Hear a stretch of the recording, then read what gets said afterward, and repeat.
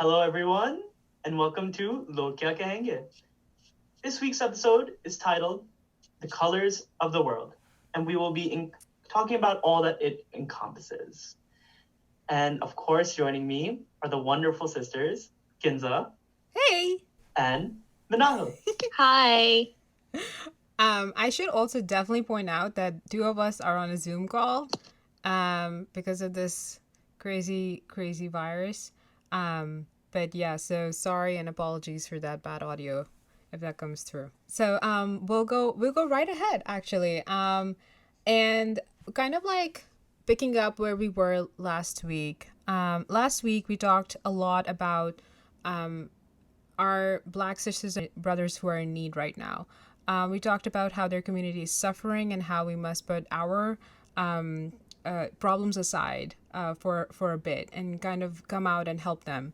I was talking to my teammates afterwards, and we were saying that a lot of this is just about the color, right? The color of their skin. How it all started. I mean, we were asking ourselves the question like, had they been born another color, had they been born white, would they have been on the right side of history?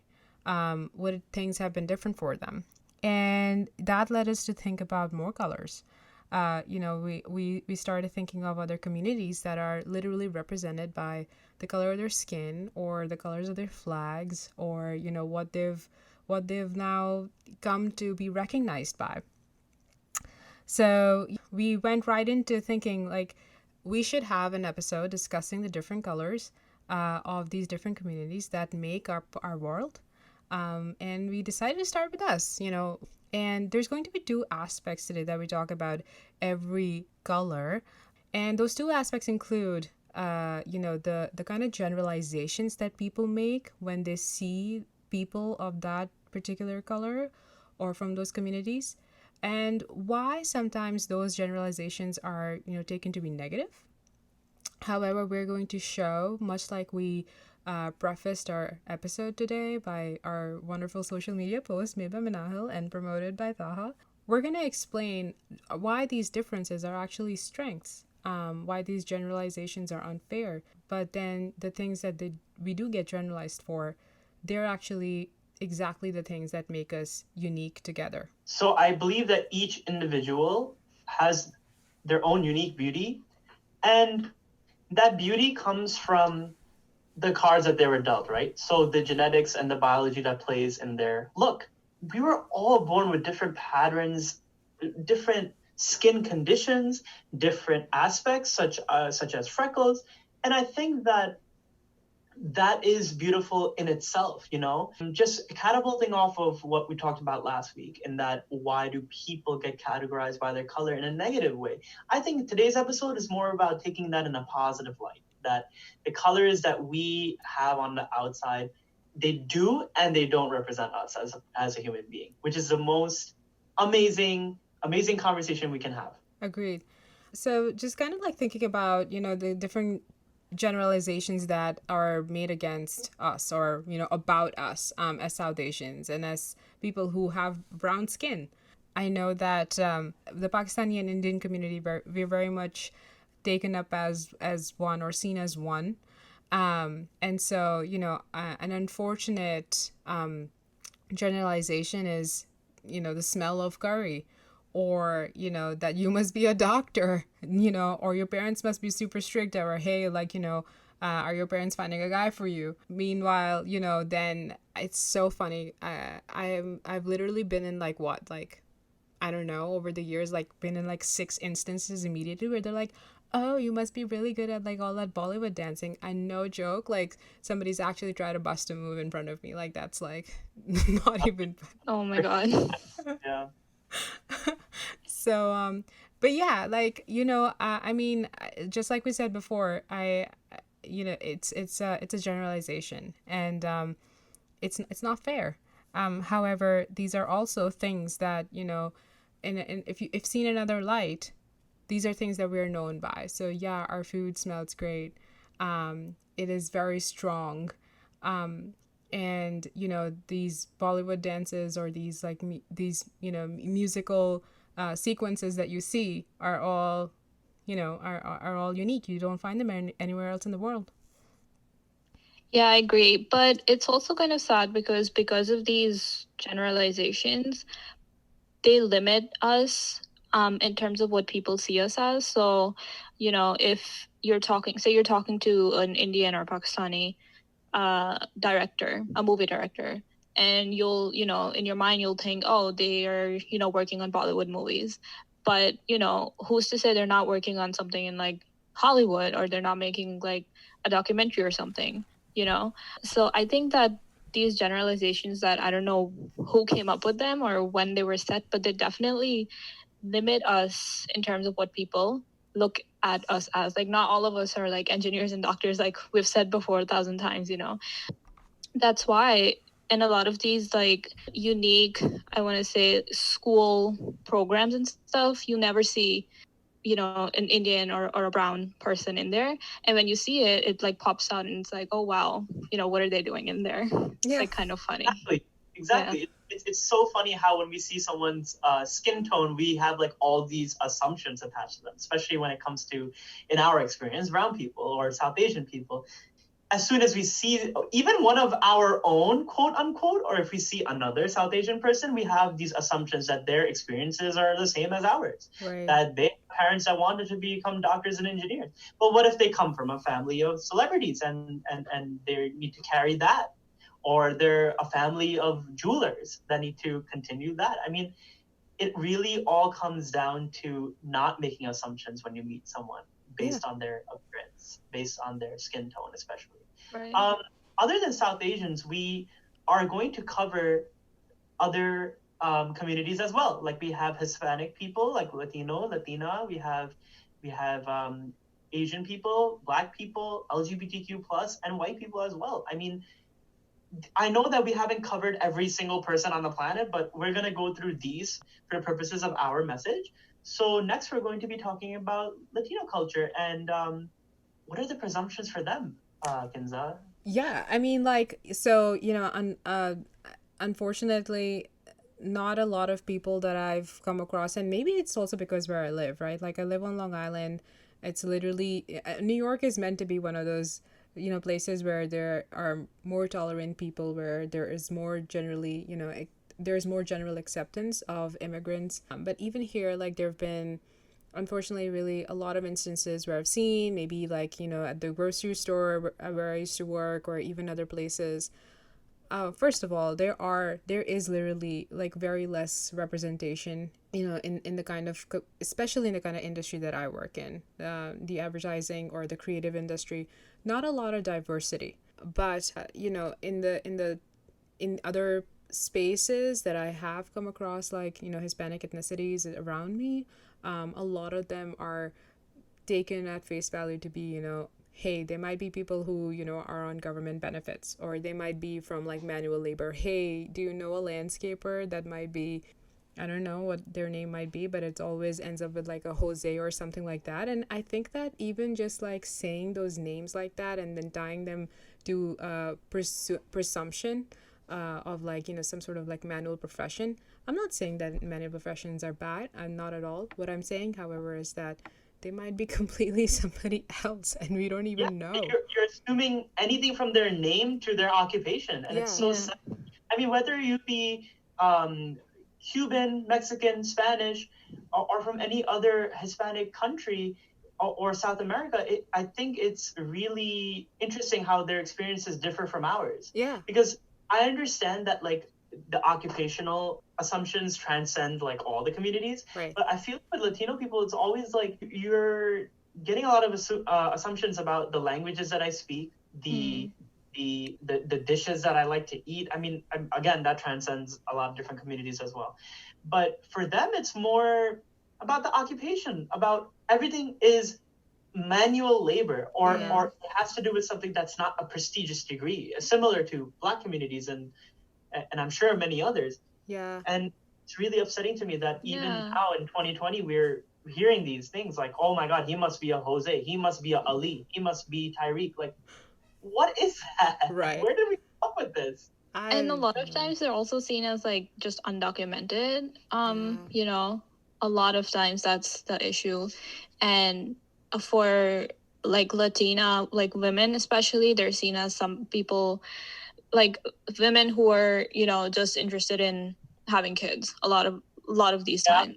Yep, Yeah. and that also transcends the communities as well. But something that's unique to Hispanic people, in my experience, in terms of being a bystander, is that I've observed that people assume citizenship like right after they assume their name and already assumed your occupation. Oh, is that person a citizen? Like, what does that even, like, what does that entail? Is it some idea that if you're not a citizen, you can't get something of prestigious value, or you're not a person that can contribute to society?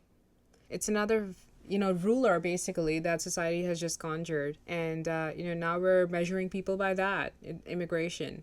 God bless like those kinds of programs that exist, or those kinds of states that exist that allow services to be given to those people without disclosing their immigration status. However, a lot of that has also become so actually unreachable now because of all these laws that our current president has changed around. In addition to like, how they are viewed in terms of immigration and their education status, etc., I've seen a lot of like Hispanic friends and stuff like that suffer from like, just injustice when it comes to them just using their own language. Just like we are sometimes really comfortable using our own language because it just, communicates well with our own community or our families. Just like that, Spanish people, that's their language. And I've heard and seen by myself, like, not only on social media, but like once at least on in public, somebody being yelled at to like use English because now they're in America. Yes, that I have lived through that with somebody. When I used to work at a grocery store, it was very heavily like Hispanic populated. So this lady, this girl used to work with me over there, and she used to speak Spanish, but really good English as well, equally. And she had this customer, and it was some kind of like question that only the manager could solve. The lady, you can guess her race, she literally told her, can you please speak English? Can you please speak English? And then she was like, can you speak English? And then she's like, can you please speak? Yeah. So, and then the entire time, the girl, my coworker, she wasn't even saying anything because I think she was just shook. Like she had no idea what to say. Meanwhile, it wasn't even about a language barrier. It was because the question she was asking could be just solved by the manager. And I was just looking at her like, this did not just happen. I'm so sorry that she had to go through that. It's awful. However, what's really, really sad is that Hispanic people and people from Spanish-speaking countries are really disproportionately affected by the assumptions of being incompetent in terms of language, and disproportionately affected by assumptions surrounding citizenship. Yeah. But there is a community that is disproportionately categorized by in a heightened sense, like that they're gonna be the smartest and the best at everything, and that is, my friends, the Asian community. Yeah. What do you think about this assumption? Yeah, so coming from a highly Asian populated school, that was always the assumption, oh, they are super good at math. Oh, they are super good at science. These two just go together like this all the time. And their parents are just so strict because Korean parents and Chinese parents, even my friends, like I have two really close Asian friends, and all the time they're telling me people are assuming all of these things about them, that when they're telling people that, oh, they went to art school, and they're like, oh, what, why, so even like schools, some of the top schools around Long Island, they're heavily Asian populated, yes, but then that becomes like the center point of that school for some reason. Whenever people are talking about, that specific school, they're like, oh, it's so heavily Asian populated, I don't want to go there. Yeah. So I think that's not how it should be. It definitely shouldn't. And you know what's really funny about that is that the high prestige assumptions actually cause a lot of distress, and it can be actually negative. within the Asian community, I feel like we can relate like our own South Asian experience of assumptions in terms of family assumptions. Hmm. So the gap between the age gap between the parents and the kids, that's something that no one really touches upon when they're talking about education. They just sort of have that assumption that this is how you should be doing in school, and this is the career path that you should choose. However, that 20 20 to like a crazy amount of years between parents and siblings, or the kids and the parents, we never focus on that. We just focus on the career aspect. Like, Yeah. this is what you need to become. You Yeah. know?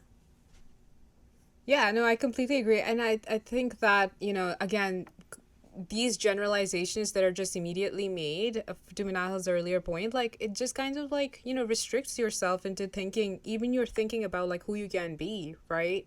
If there Yeah, like is the article example. Yeah. exactly. And it's kind of along, the same. And lately, unfortunately, it has been about, and as much as, it's funny that we did use the title Colors of the World, and as much as we want to kind of like, say that it's okay to use colors to define people's, entire race, we want to point out here that, using the tag yellow for Asian people is actually highly offensive and derogatory. And to kind of like label people under there is not only a thing of like the very, very past, but also extremely, extremely offensive for people now.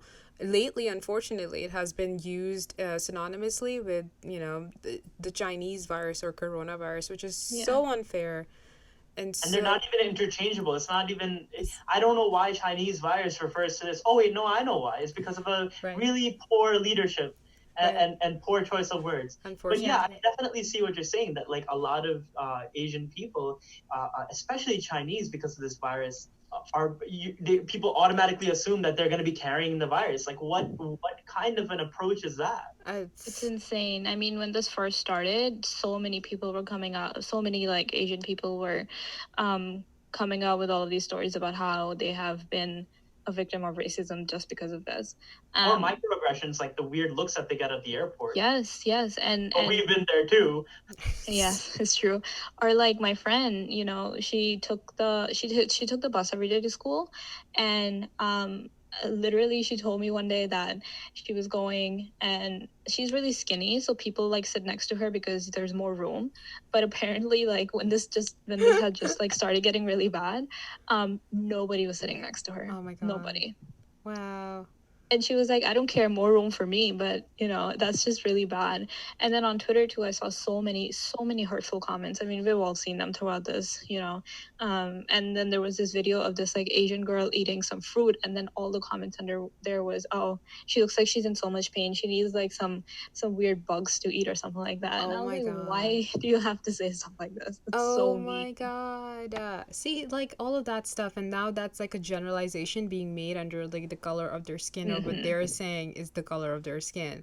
One thing that we didn't say was, for all of these up above, like, the South Asians, the Hispanics, the Asians, accent is a huge thing that like is made fun of, and like unfortunately is also used as for parody purposes in movies, and like and other ways to like make fun of like what is considered the generalized assumption this person or this community is going to speak as, or in that accent. And as much as I want to say that this is going away, I don't think so, because like I've even seen, unfortunately, people my age and like other YouTubers and stuff like that like make like incessant fun of like all these like accents of like and accents are just one way of sort of making fun of people's culture, right?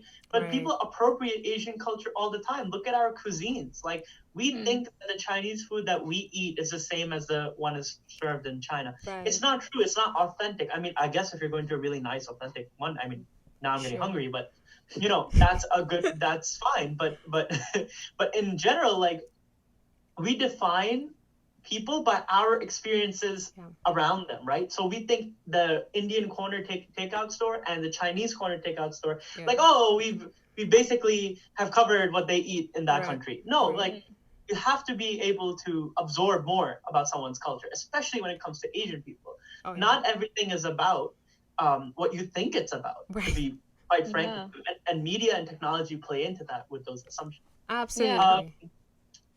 While Asian people get that assumption of hierarchy in terms of getting that high prestige job or career, there's a community that's affected in the exact opposite, that they're assumed to be not so prestigious, and that Right. is the Black community. In recent events, we are only shown the little aspects of racism that have always been around, right? Unfortunately, there has been really serious, violent aspects in terms of this race being undermined. However, now I just had to cover that because that's sort of the elephant in the room, right? This Right. is something very serious, and we won't stop talking about it, for those wondering, Right. because it's something that we need to shed light on. Mm. However, for the purpose of this conversation, the Black community, going back to the occupational thing, is assumed to not have these like prestigious jobs as like a lawyer or a doctor or a surgeon or something. And I know while I know it's changing, it's still something that they're made fun of about, right? Like, oh, Right. you have father issues. Oh, Right. you have the issue of not being able to reach for the stars because you come from an underprivileged community, or the community is poor. You must not even be educated. You went to PS1 something something.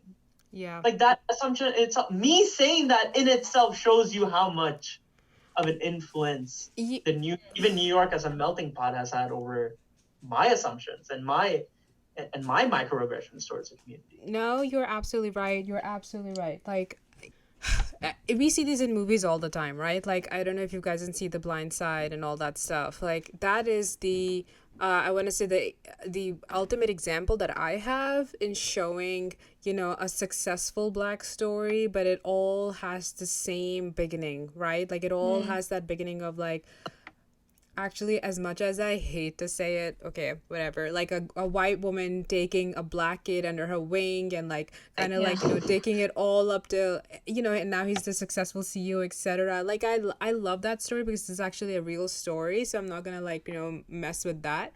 However, I will say that the depiction of Black people, even in movies and in Hollywood, and like how you were saying, like social media, right, and technology, and how we see this is very weak, right? We don't see influential Black families often in the kind of like media environment we find ourselves in. Not being shown. And No. why is that? What is wrong with the color Black that we don't want to show the prestigious people? We don't want to show. Have you guys seen the picture of the lawyers for Ahmad Arbery's case? No. My God, it is a whole team of Black. I think I strong saw that. lawyers.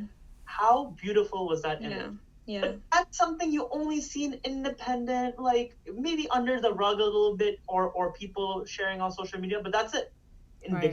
bigger areas, you won't really see that because Right. Yeah. for some reason we don't want to show it. I can't really tell you the answer to why we don't see it, but this is the case, and this is what we're living with. The other sad part about all these outside influences on our assumptions around Black people, we tend to not take them seriously then, right? Yeah. We focus on what the media shows. We focus on the on the gang culture and how every rap is a bad rap. A rap song is like, no, like a lot of them have to do with great philosophies and also things about change, systematic change. That's what those rap songs have to do with. Yeah. But the thing is, like, they don't show enough of people going against gangs. There's a show on Netflix that is trying to do this called All American, and they're trying to show you that while there is a group of people, and I'm not trying to spoil the show for anyone who's trying to watch it, there are people within that group that don't like the culture of the group.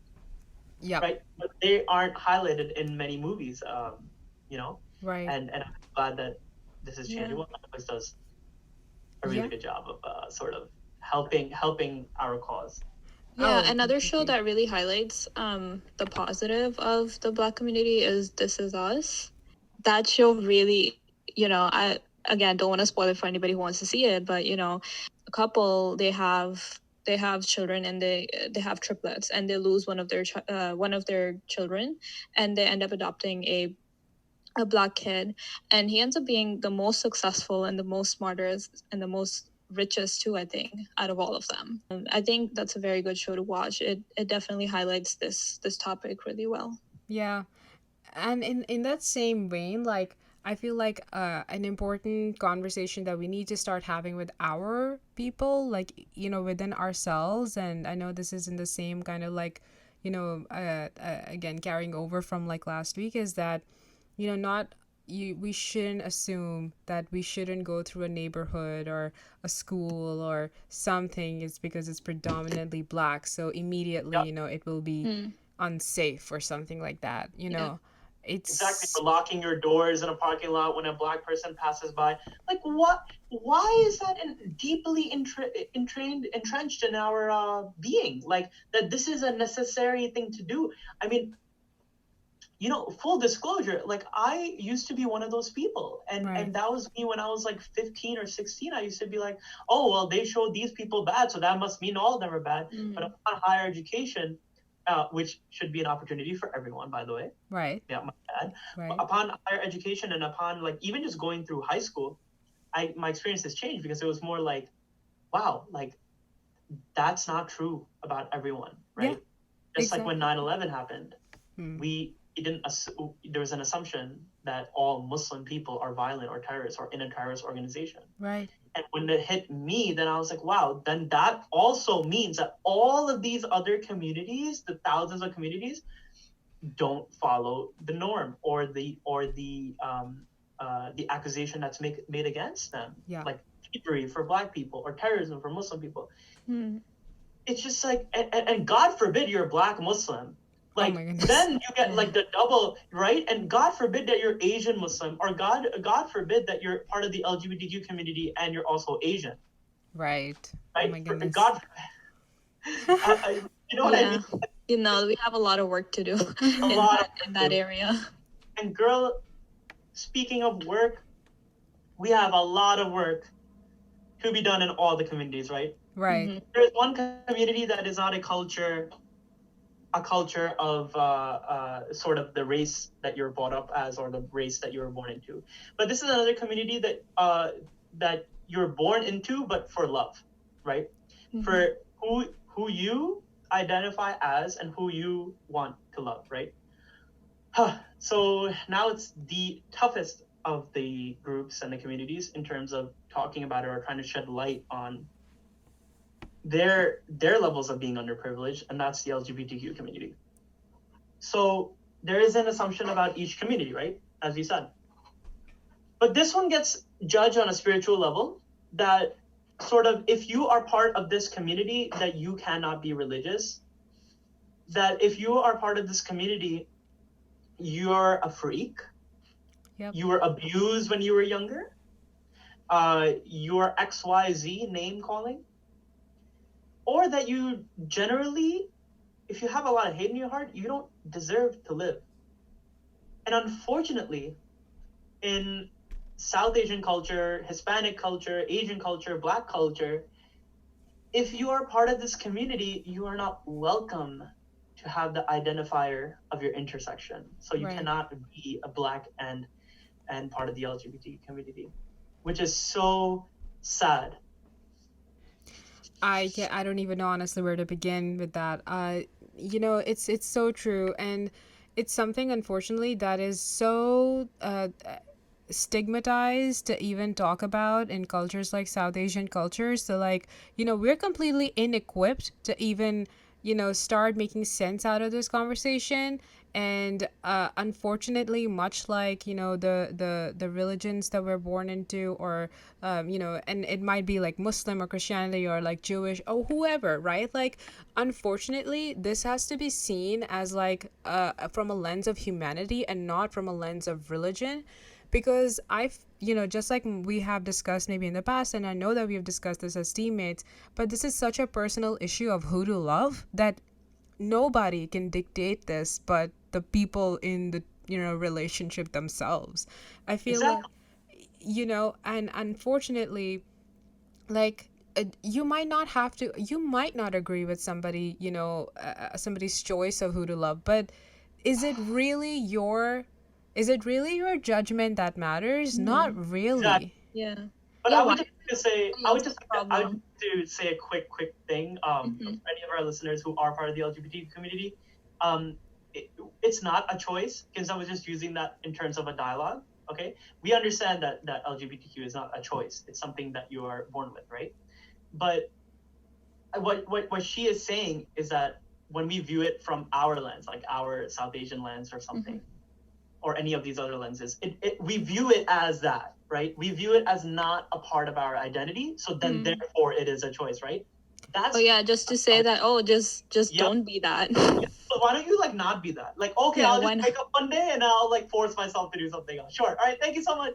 But like, Is it's the it's the same thing as people saying that, like, oh, like the good Muslim, the good Muslim. What do you mean? Oh, should the good Muslims like call up like, hey man, whatever you do, like, do not be bad because you're making us look bad. If I could do that, I would have done it yesterday. I But the mean, thing is, like, when it comes to the LGBTQ community, they are they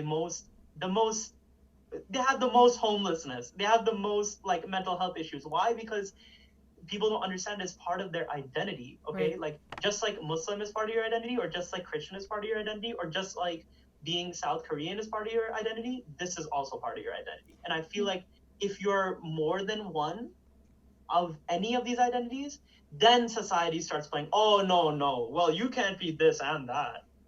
Who are you to say that? Yeah, I same. I mean, like, exactly. And thank you for, kind of explaining, like, how I was saying that, because I've, being a South Asian, and like knowing that, I have so many friends that are part of the LGBTQ plus community. I couldn't be more proud of them. I learned so much from them, and like, I've been open. I think that the best way to learn for me has been that I've Mhm. just asked and been And asked. with anyone, just Right. ask. If you don't have to say, oh, it's Ramadan, he's probably fasting. Ask. Yeah. If Yeah. Yeah. it's he's Muslim, he doesn't drink. Ask. If he's um Jewish, he only eats kosher. Ask. What are Yeah. your pronouns? Ask. It's really so easy. Totally. And then you know Just what? ask. If you're like me, and you forget, ask again. Yeah. Oh yeah, yeah. Well, I'm me and forgetfulness, but like yeah, but Yeah, I like think a lot of people just like assume that either the person is going to be offended or a lot of people just don't care enough yeah, to ask. yeah. But I I think think it would be question, more beautiful, like beauty. yeah. I'm sorry about that. Sorry to cut you off, but like I No, no, no. really think that it's important to highlight the beauty of identity instead of highlighting why our differences are so bad. Right.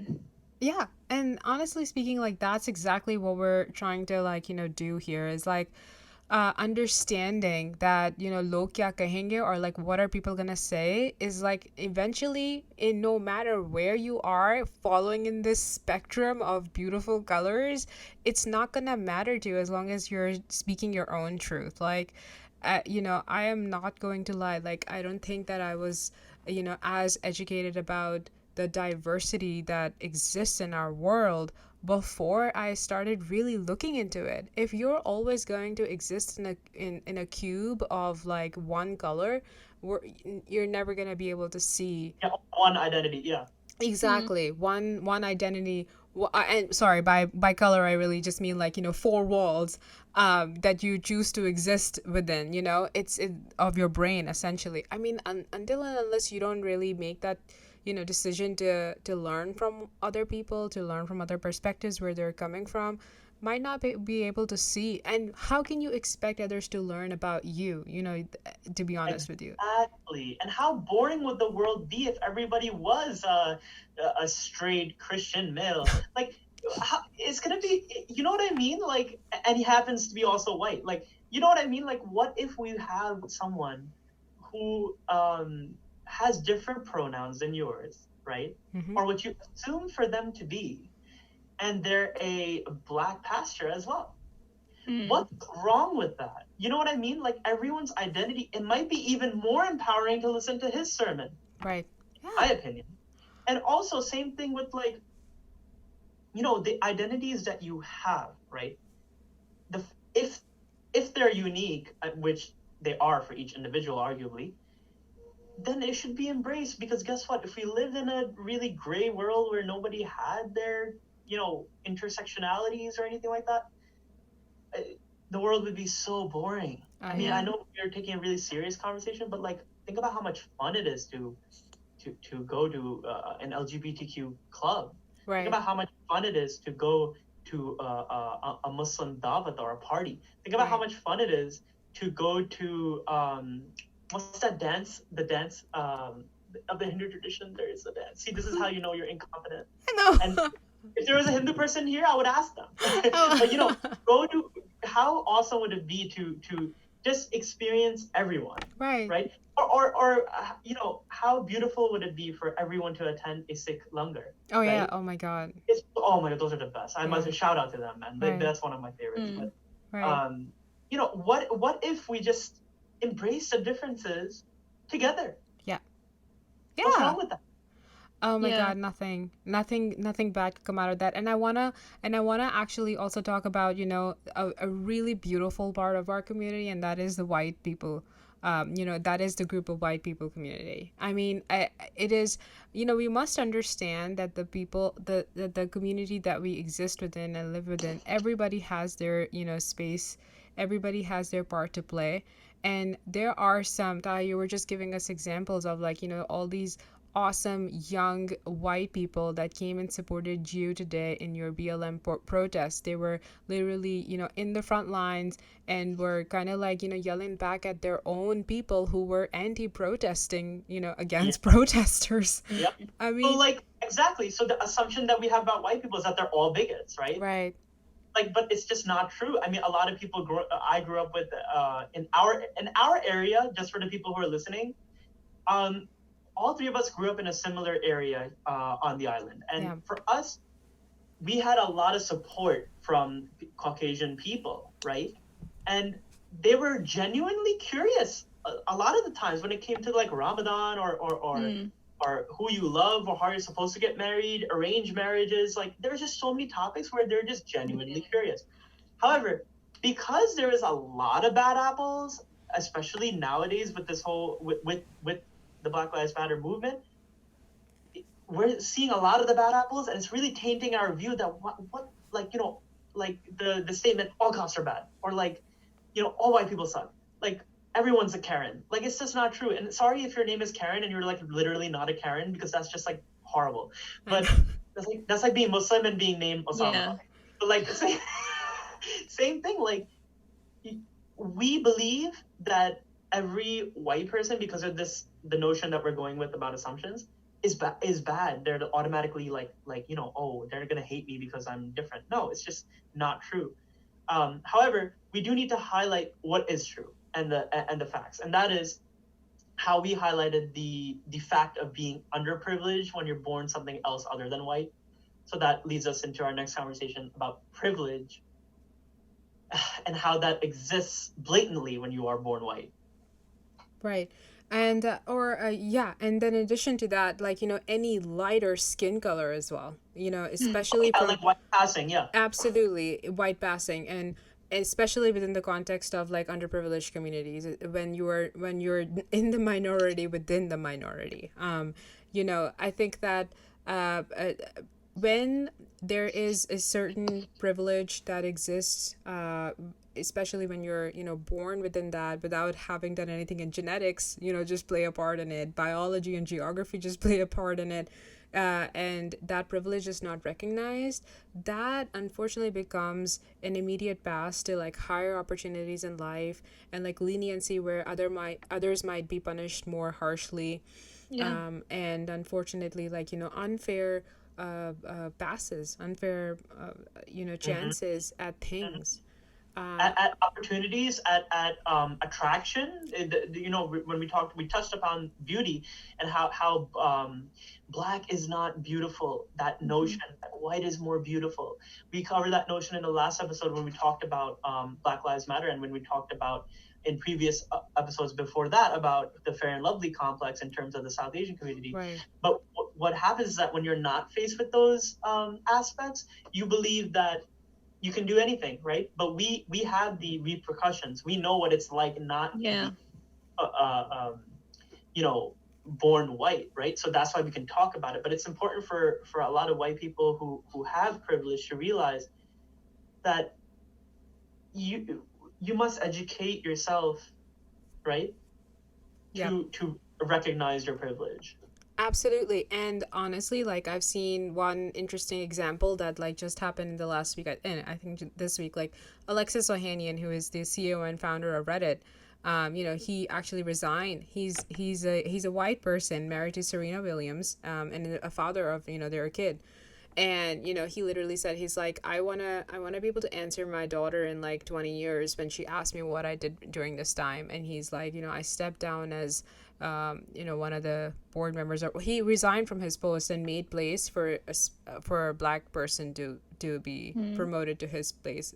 Just one example. And the reason why I just like point that out right now is because recognizing that I have a position of power and I can either number one choose to do something good with it for other diverse communities or for people who don't look like me, number one, or number two, like make ways for other people so that they may become like me, not using it in a way that like, oh, I'm better than you, so like I have the right to tell you to go back to your country, or like pretend that it's okay to wave a weapon in other people's faces. Like those kinds of generalizations are definitely not good to have associated with your skin color. Let me just put it out there like that. Yeah. Yeah, Yeah, I agree.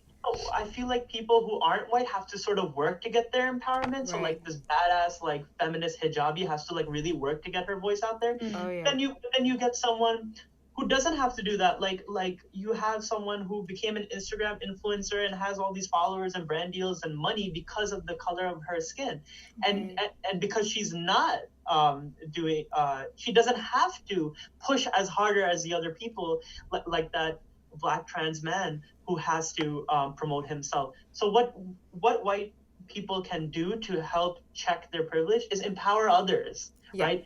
Help promote them, and then maybe guess what's going to happen vicariously? Then you get promoted as well, because guess Right. what? Then you're a really good person, Absolutely. right? We were talking a lot about individuals and how we shouldn't presume. A lot of white individuals do that, right? I've seen a lot, especially in Yeah. current times, of people coming out and saying, no, we need to be talking about Black Lives Matter. We Right. need to be talking about Muslims. We need to be talking about LGBTQ. No, granted that LGBTQ transcends all the colors and sort of you can be any combination, Right. but we've seen a lot more of it, and that brings us to our next topic, which is the social media's impact on either the betterment of the colors of the world or the The not. Yeah. Yeah. dismemberment. What am I doing? Okay, good. Yeah. I mean, surprisingly, social media, I'm just talking with like the recent example, social media has been on the positive side. It has spread a lot of awareness, like all the races, all the kinds of people, like they are speaking about it and they are doing something about it. So surprisingly, social media has, been positive in this right now recent, but we all know that that's not always the case. Along with this, I do also see lots of hate, lots and lots of hate. Just the other day I saw this woman was just going all out, defending our president and saying that, oh, not one day has gone by that you guys have let him breathe and stuff like just like defending him in that way. So it's actually funny because I've started taking I have like an album of screenshots of comments like these. It's really funny, yeah.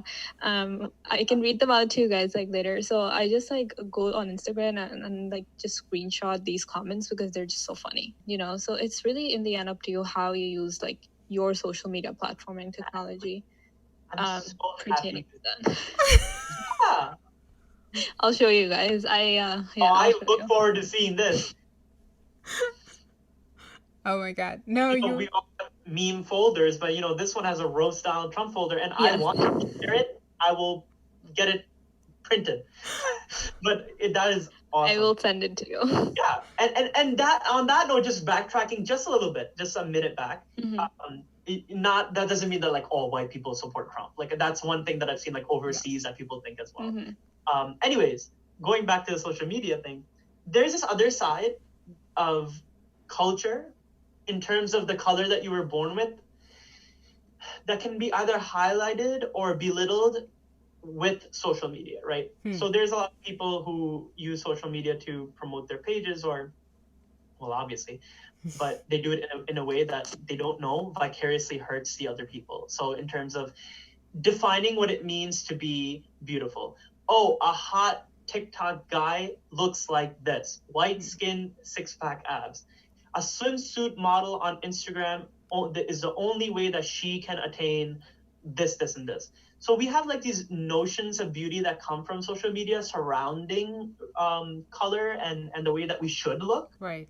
But we have to realize that the way that we should look isn't the way that we look, right? Oh, totally. So the way that we look should be empowered. Like I am all about the body positivity movement. I am all about like a Black is beautiful movement. I'm all about like I am beautiful regardless of my orientation, my identity, my color.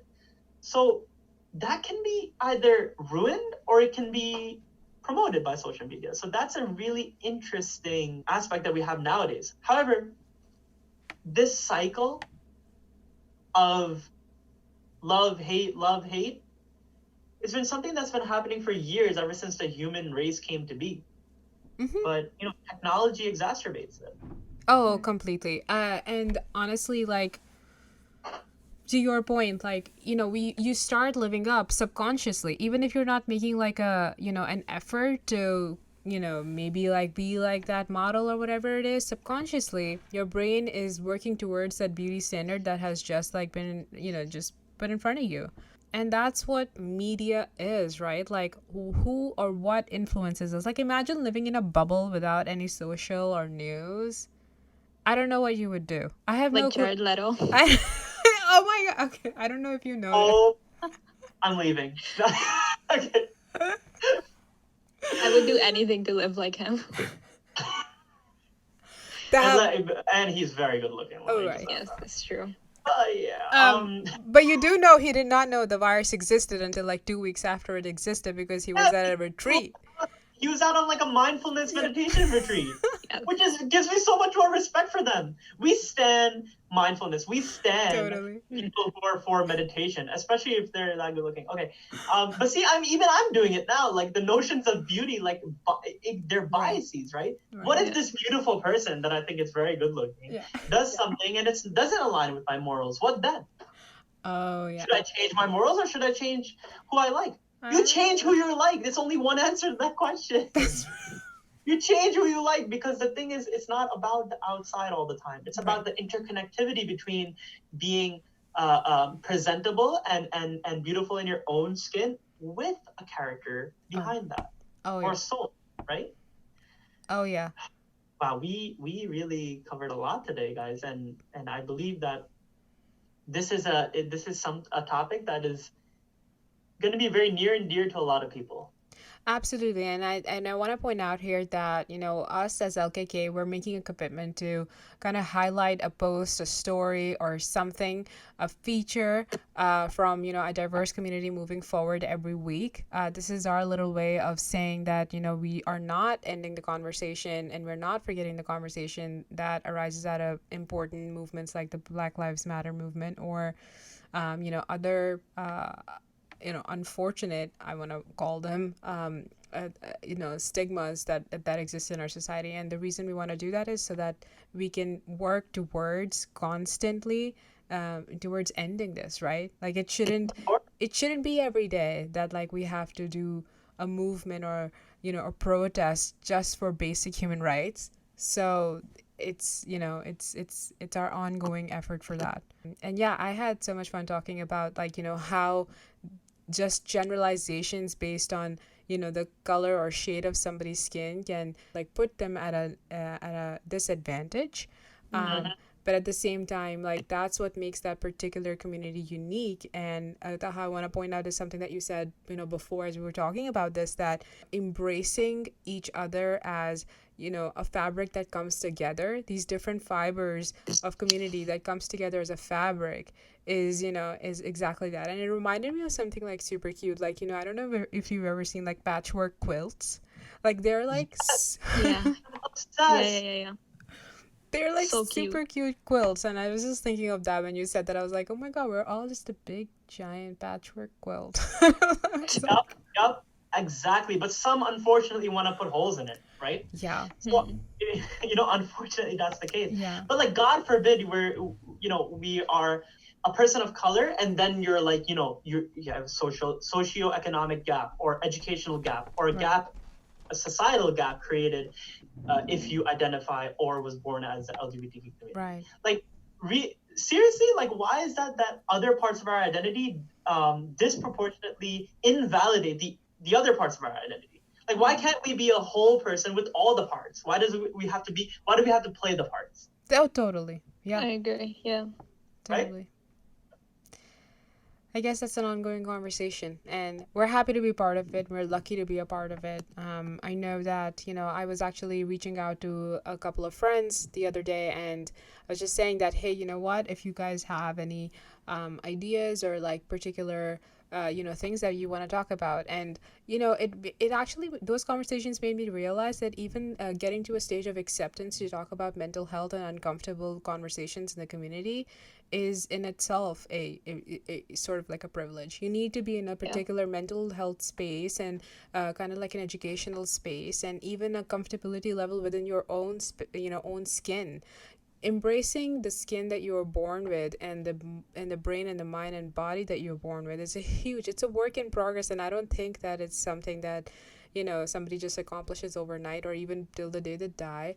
But even getting to the place of saying I can use the platform I have, even if it's talking to my spouse, or like being like a person with a 3 million user following or something like that. I think whatever you can do to have these uncomfortable conversations, now is the time. So I also think that it's important to note that donating $5, attending a protest, or posting something on social media, these are quick ways you can help be on the right side, help history in the making, and be on the right side, right? Right. Be on Absolutely. the correct Yeah. side of history, and try to end the cycle of hate.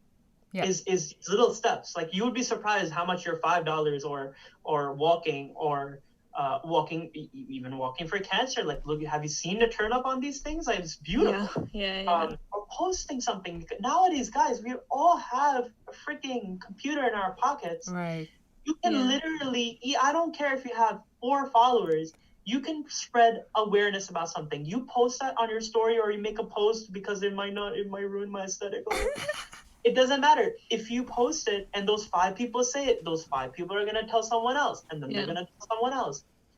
On that note, remember that Lokya Kahenge LKK podcast will not stop talking about these issues, because these are issues that transcend time, to be honest. Yes. And I think that one way that we're going to do it is everything that we post will always be there. Nothing will be deleted. If anybody ever wants to look back on anything that happens or that happened, they can see it. You can see about our Black Lives Matter posts. There will always be on our feed, because it's important for that to be visible. Absolutely. Yeah. So I encourage everyone else to do the same. Like, keep those things up. I've noticed that like people like start deleting like after something Right. ends. They're like, Yeah, oh, which is it's not cool crazy. anymore. Yeah, it's Oh, not cool anymore. Like, was this just a trend? Like, Yeah. Oh, what the Pride Month is hell? over. Pride Month is over. Let me take the rainbow off my profile. Yeah. Like the only way we can make this change is that like we continue talking about it continuously. That's it. Guys, on that note, thank you so much for joining us. I know that this topic of it in itself is a cycle, but this is the reality, okay? And these conversations still need to keep happening, because if we don't have these conversations, we're going to be complacent, and we don't want to be complacent. We don't want to be silent. We don't want to be silent about Black people. We don't want to be silent about gay people. We don't want to be silent about anything that is derogatory towards humanity, because at the end of the day, all we have is each other. Exactly. Yeah. Right? Exactly. So don't worry about what people are going to say when it comes to you being any identity, or what you were born with, or choose to be, or you're aligned with, or you're an ally of. Don't worry about what people are going to say when it comes to your favorite food, right? Yeah. Your favorite clothing. I mean, that's just like an extra tidbit right there. But when you do that, make sure you don't be culturally inappropriate. Like, say where that thing came from. Oh, I really like this because it's from this country. I Right. really like the Greek style. I really like the Kurdish style. Like, say where it's from, right? Yeah, like call it out. Call it out. Yeah. On that note, guys, thank you so much for watching. And until next time, take care, and don't worry about Log kya kahenge? All right, take care, everyone. Peace, love, and unity.